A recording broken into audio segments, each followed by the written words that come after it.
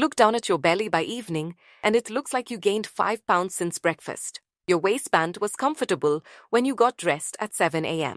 By 3 p.m., you are unbuttoning your pants. By dinner, your midsection feels swollen, hard, and distended in a way that has nothing to do with how much you ate. You have tried cutting portions. You have tried eliminating dairy, gluten, sugar, one at a time, and all at once.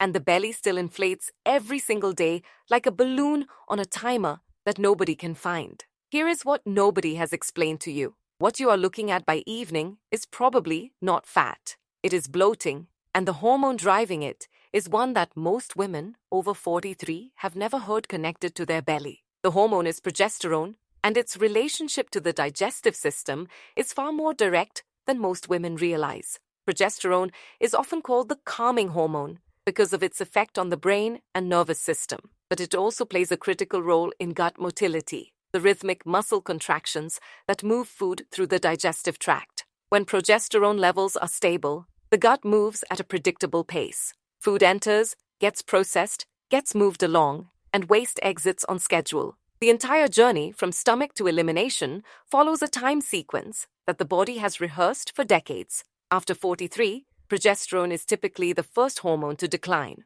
often years before estrogen drops noticeably. And when progesterone drops, the smooth muscle lining the intestines loses some of its coordination. The contractions slow down. Food sits in the small intestine and stomach longer than it should. And when food sits, it ferments. Bacteria in the gut begin breaking down the stagnant food and producing gas as a byproduct. That gas expands the intestinal walls, pushes the abdomen outward, and creates the hard, swollen belly that appears by mid-afternoon and worsens through the evening. This is fundamentally different from fat. Fat accumulates gradually over weeks and months. It is soft to the touch. It does not fluctuate dramatically within a single day. Bloating appears in hours, feels tight and pressurized, and often comes with discomfort, gas, and a feeling of heaviness that is disproportionate to what was actually eaten. Many women over 43 carry both, a layer of hormonal fat around the midsection and a significant amount of bloating on top of it,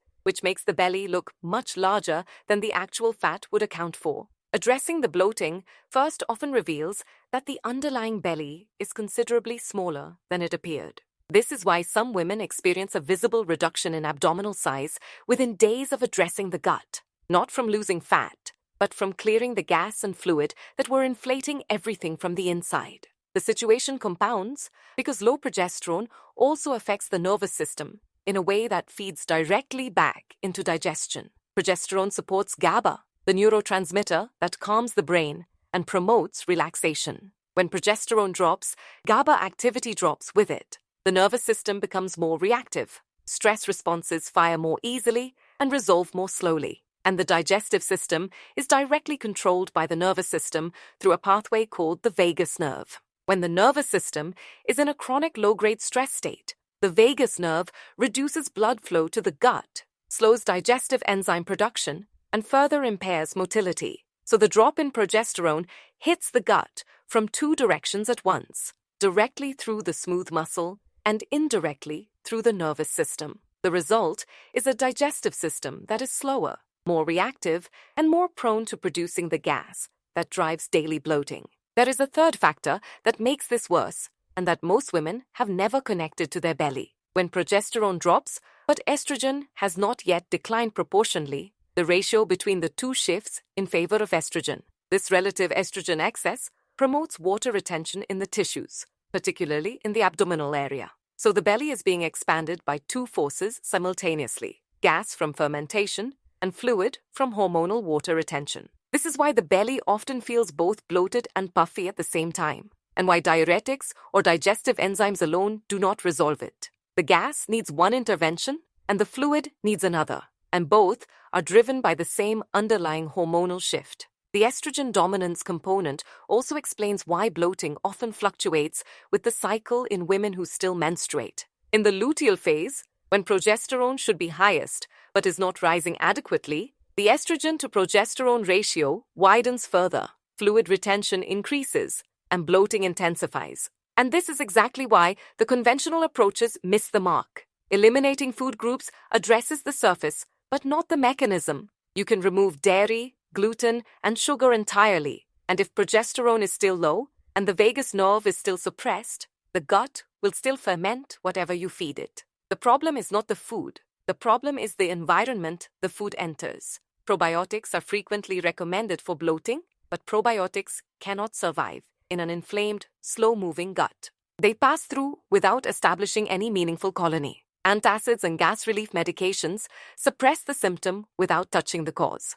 If your belly inflates daily, regardless of what you eat, the issue is downstream of diet. It is hormonal and neurological, and addressing it requires working on both fronts. The protocol starts with the gut itself. Ginger tea made from fresh root, a thumb-sized piece sliced and steeped in hot water for 10 minutes. Taken 15 minutes before your largest meal, accelerates gastric emptying by up to 25%. Food moves through faster. Less time sitting means less fermentation. Less fermentation means less gas. Most women notice a reduction in evening bloating within 3 to 5 days of consistent use. This is not a supplement. It is a piece of ginger in hot water. The active compound, gingerol, acts directly on the smooth muscle of the digestive tract, stimulating the contractions that progesterone used to support. It also has a mild anti-inflammatory effect on the gut lining, which helps create a less hostile environment for beneficial bacteria to eventually establish. To support the nervous system side, the single most effective intervention is vagus nerve activation through controlled breathing. 5 minutes of extended exhale breathing before your largest meal shifts the nervous system from sympathetic mode, where digestion is suppressed, to parasympathetic mode, where blood flow returns to the gut and digestive enzymes begin flowing. Inhale for 4 counts. Hold for 4. Exhale for 6 to 8. The extended exhale is the key. It stimulates the vagus nerve directly, which sends a signal to the entire digestive tract to activate. Doing this before eating primes the gut to process food efficiently instead of letting it sit and ferment. The habit takes 5 minutes and costs nothing. Most women feel a noticeable difference in post-meal heaviness within the first 3 days. Magnesium glycinate at 200 to 400 milligrams, taken before bed, supports both the nervous system and the gut. Magnesium promotes GABA activity, which partially compensates for the calming influence that declining progesterone used to provide. It also relaxes the smooth muscle of the intestines, which can help with the cramping and discomfort that often accompany bloating. The glycinate form is specifically chosen because it is absorbed well and does not have the laxative effect of magnesium citrate or oxide. If you have been taking magnesium oxide from a drugstore, switching to glycinate alone may produce a noticeable improvement. Apple cider vinegar can provide additional support for the sluggish digestion that drives fermentation. 1 tablespoon diluted in a full glass of water, taken 10 to 15 minutes before a meal, stimulates stomach acid production. After 45, stomach acid output naturally declines, which means food takes longer to break down in the stomach and arrives in the small intestine only partially digested. Partially digested food is the ideal substrate for bacterial fermentation. Supporting acid production with vinegar helps ensure food is broken down more completely before it reaches the bacteria-rich lower gut. Use a straw to protect tooth enamel and never drink it undiluted.